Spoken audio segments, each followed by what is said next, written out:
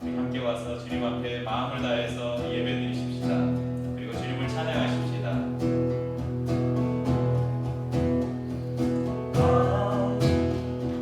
주께 경배드리세.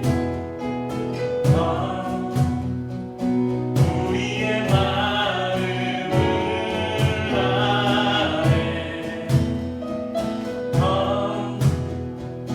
우리 하나님 앞에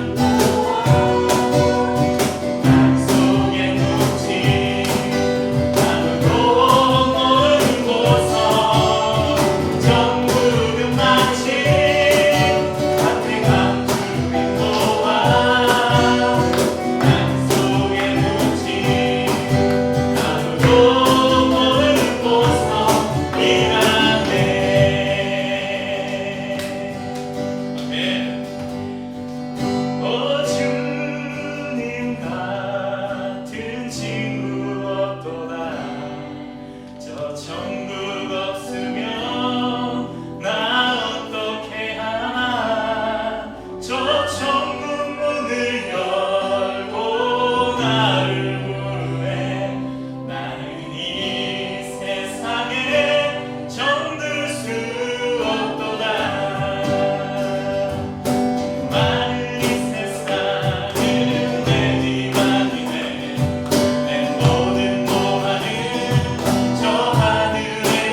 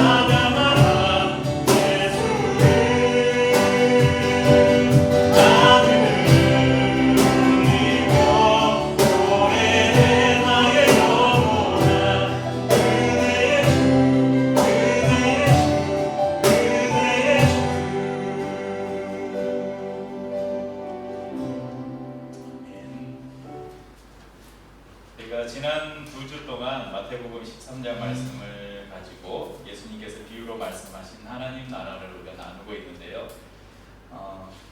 지난주에는 18절에서 23절 씨 뿌리는 비유를 통해서 우리 안에 뿌려진 씨앗 예수 그리스도를 사단에게도 또 어떠한 유혹과 핍박에도 또 염려와 근심에도 빼앗기지 말고 잘 지켜가자는 말씀을 나누었습니다. 지난주에는 가라지 비유를 통해서 하나님 나라의 주권이 우리에게 있는 것이 아니라 하나님께 있고, 그래서 우리의 힘을 빼고 우리의 권리를 내려놓고 하나님께서 판단하시고 심판하시도록 하자, 또 그런 공동체, 그런 우리의 삶을 만들어 가자는 말씀을 나눴습니다. 오늘은 31절 이하의 말씀을 통해서 하늘나라의 비밀을 또 더 알아가도록 하겠습니다. 31절에서 33절 저희가 먼저 읽은 본문에는 두 가지 비유가 나오는데요. 겨자씨 비유와 누룩 비유가 나옵니다. 그리고 이어지는 말씀에서는 36절, 43절까지는 저희가 지난주에 나눴던 이 가라지 비유에 대해서 예수님이 설명하신 말씀이 나옵니다. 그러니까 이게 오늘 말씀은 시간 계열상으로 시간 순서대로 있는 게 아니고 이제 이전에 했던 가라지 비유를 지금 중간에 설명하는 말씀이 들어가 있고요. 그리고 두 번째 읽은 저희가 읽은 본문인 44절 이하의 말씀에서 세 가지 비유를 더 말씀하시는데, 첫째 밭에 감추인 보화의 비유, 둘째는 값진 진주 비유, 셋째는 그물 비유, 이런 비유들이 이어지고 있습니다. 이 다섯 가지 비유들은 각각의 의미를 담고 있기도 하지만 제가 이 말씀을 보면서 이 비유들을 이렇게 연결시켜서 오늘 말씀을 살펴보려고 합니다. 그래서 겨자씨와 누룩의 비유를 한 세트로, 밭에 감추인 보화와 값진 진주를 한 세트로, 그리고 마지막으로 그물 비유를 한 세트로 해서 이게 비유들이 연결시켜서 말씀을 나누도록 하겠습니다. 첫 번째 겨자씨와 누룩 비유인데요. 이 겨자씨는 오늘 제가 그 예배 안내 보내드릴 때 보면 이 손에 쥐고 있는 씨앗 하나 보이시죠? 이렇게 작은 씨앗이에요, 겨자씨가. 예전에 저희 장인어른이 성지순례 갔다가 겨자씨 몇 개를 주셔서 요만한 비닐 문제 주셨으니까 어디 있는지 잊어버렸어요. 너무 좀 깨보다 작은 아주 작은 씨앗이더라고요. 넘겨버렸어. 근데 누가 이거 만들었는지 모르겠어요. 제가 매주 예배 안내를 페이북에 또 여러분들 카톡방에 올리는 이 화면을 만들기 위해서 정말 그 구글이나 이런 데 엄청난 검색을 하거든요. 제가 찍은 사진을 직접 사용하기도 하지만 뭔가 의미를 전달하는 멋지지 않아요? 그 작은 씨앗이 그 뒤에 그 실루엣으로 큰 나무가 보이잖아요. 이게 그 겨자씨 비유를 아주 그림 한 장으로 너무 잘 설명해 주는 그림 같아요. 또 그 겨자를 영어에 검색해 보면 머스타드, 여러분 그 핫도그나 이런 거 먹을 때 많이 찍어 먹는 소스 있죠, 머스타드. 겨자가 머스타드인데, 그래서 겨자씨를 머스타드 시드, 겨자나무를 머스타드 트리 이렇게 검색해 보면 나오는데요. 근데 보면 원래 그 겨자는, 우리가 먹는 겨자는 나무가 아니라 채소에 들어가요, 채소에.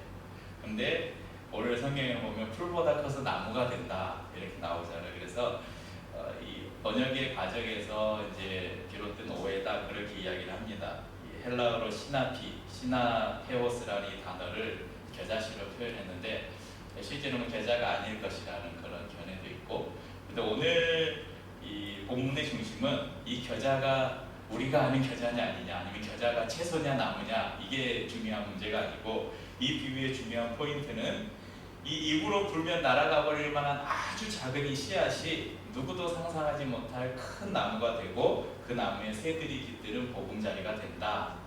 그리고 하늘나라가 바로 그와 같다. 이것이 오늘 말씀의 이 비유의 포인트입니다. 다음에 나오는 비유가 누룩인데요. 누룩 비유인데, 여러분 누룩은 뭡니까? 발효제죠, 발효제. 예전에 저는 어릴 때 그 집에서 빵 만들거나 이러면 누룩 안 쓰고 무슨 막걸리 넣고 부풀게 하기도 하고, 요즘에는 이제 이스트라는 것을 사용해서 이제 숙성을 시키고 반죽이 부풀게 하고 그런 역할을 합니다. 그런데 성경에 보면, 성경의 대부분의 성경의 여러 곳에서 누룩은 다 부정적인 의미로 사용돼요. 그러니까 누룩을 제거해라, 누룩을 제거. 그래서 이스라엘 백성들이 애굽에서 나올 때 무교병을 먹잖아요. 무교병을 먹고 나오는데 그 무교병은 누룩을 넣지 않으니까 발효시키지 않은 빵, 발효시키지 않은 떡을 말하는데, 이 누룩이 뭐를 상징하냐면 죄를 상징해요. 그러니까 죄를 제거한 떡을 먹어야 된다. 그래서 성경의 많은 부분에서는 이 누룩은 죄로 그렇게 연결이 되어집니다. 하지만 오늘 비유에서 예수님이 누룩을 사용한 것은 그런 누룩이 담고 있는 상징적인 의미가 아니라, 누룩이라는 그게 그 고유의 특성 있잖아요. 누룩이 가지고 있는 발효시키는 고유의 특성을 지금 이 비유에서 말씀하고 있는 것입니다. 그럼 누룩을 넣은 반죽은, 이제 우리 윤서도 아침에 성찬빵을 열심히 만들었는데, 우리 혜은이도 집에서 이제 빵을 많이 만들고 하는데, 이스트 넣고 만드나? 아니면 요즘에는 이제 막 머랭 쳐가지고 만들어서 부드럽게 하고 그러는데, 그러니까 이스트를 넣고 반죽을 하면 처음에는 요만한 반죽이 조금 놔두면 요만큼 부풀어요. 그걸 오븐에다 넣고 보면 막 요만해지잖아요. 참 신기해요. 오늘 비유가 그런 비유를 하는데, 이 적은 양의 누룩, 오늘 본문의 표현을 빌리자면 이 적은 양의 누룩이 가루 서말을 부풀게 할 수 있다, 이렇게 말씀합니다. 이 서말을 제가 이제 그래서 이제 막 단위 변환하는 거 검색해가지고 보니까요, 이제 바로 변화되는 거고, 말을 온수로 변환해서 그 온수를 다시 무게로 변환해 보니까 51점 몇 킬로가 나와요. 그러니까 서말이 밀가루 무게로 하면 51점 몇몇 킬로, 한 52킬로 정도 되더라고요. 그러니까 이 52킬로 정도로 빵을 만들면 한 150명이 먹을 수 있는 양이래요. 굉장히 많은 양의, 그러니까 조그만 양의 누룩이 엄청난 양의 그 반죽을 부풀게 할 수 있다, 이런 비유로 지금 예수님이 이 비유를 사용하고 있습니다. 이 비유를 통해서 우리에게 보여주는 의미는 뭐냐면, 천국은 겨자씨처럼 누룩처럼 미미하고 보잘것없는 듯한데, 이것이 시간이 지나면 우리가 상상할 수 없는 놀라운 일이 벌어지는 곳이라는 거예요. 그리고 그것을 경험하기 위해서는 기다림이라는 것이 필요하다는 것입니다. 겨자씨가 싹을 틔워 자라듯이, 또 누룩이 반죽을 부풀게 하기 위해서 숙성이라는 기다림의 시간이 필요하듯이, 그 기다림의 시간을 지나면 상상하지 못하는 일들이 일어난다는 것입니다. 그래서 새들의 안식처가 되고 많은 사람들의 허기를 달래줄 수 있게 된다는 것입니다. 때로는 너무 작아 보이고 희미하고 가치 없어 보이기는 해도, 내가 하늘나라를 소망하는 무슨 의미가 있나? 그러니까 우리가 이 땅에 살면서 먹고 살기 바쁘고 당장 눈앞에 있는 일들 바쁜데, 뭐 영광스러운 하나님의 나라 이런 거 생각할 겨를이 어디 있어요. 그러니까 어느샌가 우리에게 하나님의 나라, 하늘나라, 천국, 이것은 그냥 가까이 있지 않은 거예요. 그냥 상상 속에 있는 마치 나라처럼 그냥 뭔가 희미하게 보이고, 그러니까 별로 내가 여기에 무슨 내 삶을 던져야 될 의미가 있나, 필요성이 있나, 이렇게 의심하게 만든다는 것이죠. 하지만 다음 비유를 통해서 예수님께서 우리에게 말씀해 주시는데, 바로 이 밭에 감추인 보화의 비유입니다. 여러분, 한 사람이 밭에 나갔어요. 아마 성경의 이 내용을 이렇게 통해서 우리가 유추해 보자면, 이 사람이 밭이 아니에요. 그러니까 예전으로 말하면 소작농인 거죠. 다른 사람의 밭을 빌려서 농사를 짓는, 그래서 농사를 지어서 소득의 일부를 주인에게 주는, 아마 그런 농부가 아니었나 생각해 볼 수 있습니다. 작물을 심기 위해서 쟁기로 밭을 가는데 뭐가 탁 걸려요. 보니까 상자가 하나 있어요. 상자를 열어보니까 그 안에 금은보화가 가득 담겨 있는 것입니다. 근데 아무도 안 봤어요. 원래 덮어두고 집에 와서 이제 부동산을 찾아갔겠죠. 부동산을 찾아가서 이 밭의 시세가 얼마쯤 하는지 딱 알아보고, 그 시세보다 조금 더 얹어서 집에 있는 모든, 아까 우리가 찬양에서 한 것처럼 집 팔고 돈 팔고 땅 팔고 냉장고도 팔고 집에 있는 온갖 것들, 돈 될 만한 것들은 다 모아서 다 팔아서, 혹시 이 주인이 안 팔지도 몰라서 당시 시세보다 조금 더 웃돈을 얹어서 이 밭을 저에게 파십시오. 그래서 밭을 샀어요. 고대에는 은행이라는 게 없었잖아요. 그래서 어떤 사람이 자신의 많은 재산을 아무도 모르게, 가족들도 모르게 숨기려면 제일 좋은 방법이 자기 소유의 밭이나 이런 데다가 땅속에 깊이 숨겨둔 거예요. 상자에 담아서. 그런데 이 보물을 숨겨둔 사람이 유언도 못 남기고 갑자기 돌연사를 한 거예요. 그러니까 가족들도 모르고 이 보물의 이 위치를 아무도 모르는 거예요. 이 유물을. 그래서 이 보물이 그냥 땅속에 그대로 묻혀 있게 되고 후손들이 될 수도 있고 아니면 밭이 이렇게 매매가 될 수도 있고 그래서 이렇게 가끔 밭을 갈다가 저희 나라에도 뉴스에도 몇 년에 한 번씩 이렇게 나오잖아요. 어디에서 누가 뭐 밭을 갈다가 집을 짓다가 뭐 보물이 나왔다 뭐 그런 거 나오잖아요.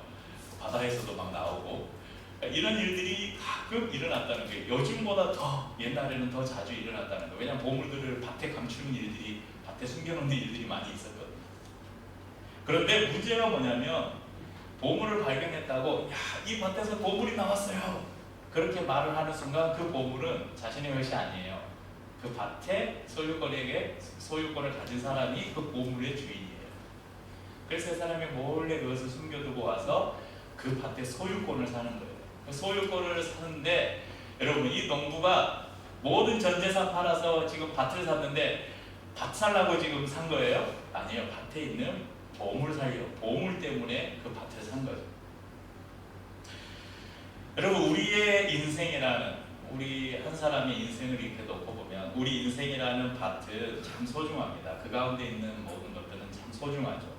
내 가족도 소중하고 친구도 소중하고 내가 일하는 직장도 소중하고 제가 열심히 일을 해서 땀 흘려 수고해서 소득을 얻고 그것으로 우리가 거주할 집을 마련하고 맛있는 음식을 먹고 또 여름에 이렇게 휴가 기간에 좋은 곳을 구경하고 쉼을 누리고 하나님 우리 인생에 있는 모든 것들은 참 소중한 것들이에요. 하나님이 우리에게 주신 선물이에요. 그런데 그것과 비교할 수 없는 이것이 일반적인 농부에게 있어서 이 밭이라면 우리의 인생 안에 있는 예수 그리스도 그분은 이 밭에 숨겨져 있는 보물상자라는 거예요.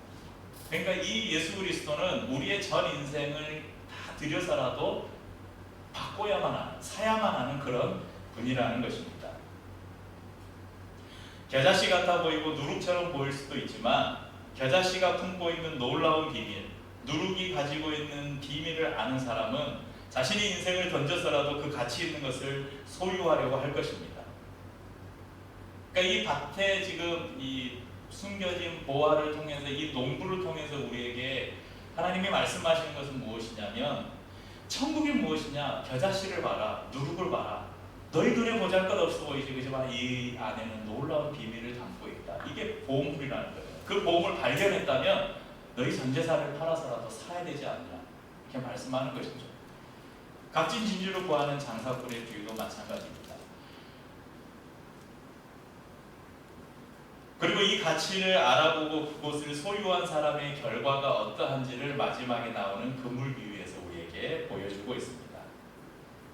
여러분 그물로 고기를 잡으면 어부들은 이게 돈이 될 만한 고기 그냥 필요 없는 고기 그냥 잡어라고 하죠. 잡어. 네, 제가 저희 가족들이 다 싫어하는데 저만 좋아하는 TV 프로가 있어서 제가 이 방송사의 채널은 전 아무것도 안 보는데 딱 하나 보는 프로가 있는데 도시어부라는 프로가 있는데 낚시하는 프로인데 그 낚시에 보면 이제 그날 딱 대상 어종이 있어요. 오늘은 뭐 참돔 낚시, 오늘은 뭐 붕어 낚시 이러면 붕어 낚시를 하면 잉어가 나와도 쓸모가 없어요. 안 쳐져요. 그러니까 그날 대상 어종만 제일 중요하고 다른 고기는 방생하거나 뭐 그 시상에 안 들어가요. 그리고 이 하나님 나라에서 하나님 나라에 이렇게 그물을 쳐서 고기를 잡았는데 그러면 좋은 고기는 값을 매겨서 팔기 위해서 모으지만 나쁜 고기를 그냥 버리든지 아니면 그냥 사료로 쓰기 위해서 그냥 던져지는 것이죠. 49절에서 분명하게 우리에게 말씀합니다. 세상 끝에도 이러하리라. 그러니까 그물 비유는 하늘나라의 결론을 보여주는 비유입니다. 이것은 지난주에 살펴본 가라지의 비유하고도 동일합니다. 여러분 마태복음 13장 40절에서 43절을 한번 같이 읽어보겠습니다. 40절에서 43절 그런즉 가라지를 거두어 불에 사르는 것 같이 세상 끝에도 그러하리라. 인자가 그 천사들을 보내리니 그들이 그 나라에서 모든 넘어지게 하는 것과 또 불법을 행하는 자들을 거두어내어 풀무불에 던져 넣으리니 거기서 울며 이를 갈게 되리라. 그때의 의인들은 자기 아버지 나라에서 해와 같이 빛나리라. 귀 있는 자는 들으라. 그러니까 여기서 가라지는 안 좋은 물고기, 알곡은 좋은 물고기. 이 비유하고 동일한 비유를 우리에게 말씀해 줍니다. 그러면서 예수님께서 오늘 우리에게 묻습니다. 51절 말씀처럼 이 모든 것을 깨달았느냐? 제자들은 깨달았습니다. 이렇게 이야기하고 있습니다. 여러분들은 어떻습니까? 깨달으셨습니까? 그렇다면 그렇게 살아야겠죠. 52절 보면 예수님이 말씀합니다. 예수께서 이르시되 그러므로 천국의 제자된 서기관마다 마치 새 것과 옛 것을 그 곳간에서 내오는 집주인과 같으니라. 그러니까 하나님의 나라가 우리에게 얼마나 가치 있는 것인가, 이것을 아는 것으로 끝난다면 우리는 아무 열매도 맺지 못할 것입니다. 반대로 하나님의 나라에 대한 가치의 이해 없이, 그러니까 예수 그리스도가 얼마나 우리에게 소중한가, 하나님 나라가 얼마나 우리에게 가치가 있는 것인가를 아예 생각 안 하고 그냥 종교 생활하는 사람 있잖아요. 그냥 교회만 열심히 다니고 맹목적인 신앙생활을 하는 사람에게는 어떤 시험이나 어려움이 닥치면, 그래서 소위 우리가 말하는 교회에서 상처받았다, 이런 일을 만나면 금방 지치고 쉽게 신앙을 포기하게 될 것입니다. 여러분, 천국의 제자된 서기관, 주님이 우리에게 요구하시는 삶인데요, 오늘 말씀을 보면 이렇게 말씀합니다. 52절에 보면 새 것과 옛 것을 그 곳간에서 내오는 집주인과 같다. 그러니까 주님이 원하시는 참된 제자, 이 시대를 살아가는 참된 제자가 어떤 모습이 되어야 되는가? 옛 것과 새 것을 그 곳간에서 내오는 집주인. 그러니까 옛 것이라는 것은 성경이 말씀하는 이미 우리 가운데 이루어 놓으신 놀라운 구원의 역사들, 그러니까 하나님께서 이미 이 땅 가운데 이루어 놓으신 놀라운 구원의 역사와 또 우리를 부르셔서 우리에게 구원이라는 선물을 주시고 우리가 이 땅에 살아가는 동안 하나님 우리가 풍성함을 누리게 하셨잖아요. 이것을 누리는 사람들, 이것을 신뢰하고 누리는 사람들. 또 새 것이라는 것은 우리 앞에 펼쳐질 새로운 하나님의 나라를 소망하는 삶. 그러니까 이 말씀 안에는 제가 지난주에도 여러분에게 말씀드린 신학에서 천국을 이야기할 때, 하나님 나라를 이야기할 때 말하는 이미와 아직이라는, 천국은 이미와 아직의 긴장 상태에 있다. 그러니까 이미 우리 가운데 임하였지만 아직 완성되지 않았다. 이게 하나님의 나라, 천국이거든요. 오늘 이것을 우리에게 말씀하시는 것입니다. 제가 오늘 이 찬양을 부르다가 꽃들도라는 찬양을 제 기억에는 아마 저희 연합기도회에서는 이 찬양을 부른 적이 있는데 저희 교회에서 오늘 처음 불러본 것 같아요. 처음 예배 때 함께 나눴는데, 이 찬양에 보니까 1절 가사가 오늘 옛것이고 2절 가사가 마치 새것 같은, 이곳에 생명새 솟아나 눈물 골짝 지나갈 때 모자나가 열매를 치고 웃음소리 넘쳐나리라. 이 땅을 살아가는 현재의 삶을 노래하는 것이라면 2절은 그날의 하늘이 열리고 모든 이가 보게 되리라. 마침내 꽃들이 피고 영광의 주가 오시리라. 마치 이 땅에 임하는 하나님의 나라의 모습을 노래하는, 그래서 그날에는 꽃들도 구름도 바람도 넓은 바다도 예수를 찬양하고 하나님의 은혜를 찬양하는 그런 찬양의 가사가 아닐까. 그래서 오늘 제가 뽑아놓고도 오늘 콘티를 참 잘 짰다. 그래서 이 천국의 비밀, 이 천국은 오늘 우리가 비유를 통해서 살펴본 것처럼 정말 때로 여러분 그런 좀 회의감이 들지 않으세요? 내가 왜 주일날 이 황금 같은 시간에 교회에 가서 시간을 허비하고 내 소득의 10분의 1뿐만 아니라 10의 2조 3조를 그냥 헌금으로 내는 것뿐만 아니라 하나님이 나에게 다른 사람 구제하고 도우라고 하니까 내가 이 돈 가지고 내가 맛있는 거 먹고 하면 더 풍성하게 살 수 있을 텐데 내가 이런 물질을 사용해야 되고 뭐 교회에서 뭐 하라니까 또 뭐 해야 되고 내가 이럴 가치가 있는가? 가끔 솔직히 회의감 들지 않으세요? 그럴 때도 있잖아요. 그런데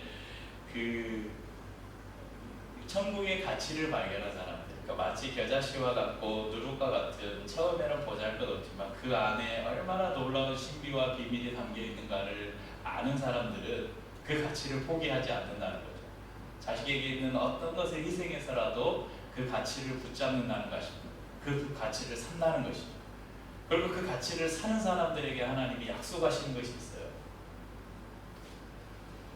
그 가치를 붙드는 사람들에게는 하나님의 나라에서 해와 같이 별과 같이 빛날 것이다. 이것이 우리에게 주는 약속이라는 것입니다.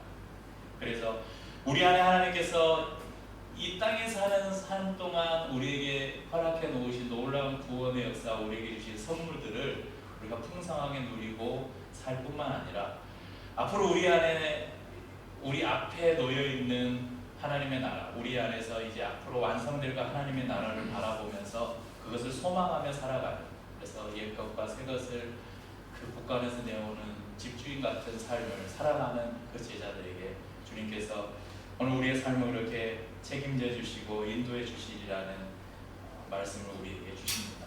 그런 삶을 살아가는 저와 여러분들의 수 있기를 주님의 이름으로 축복합니다.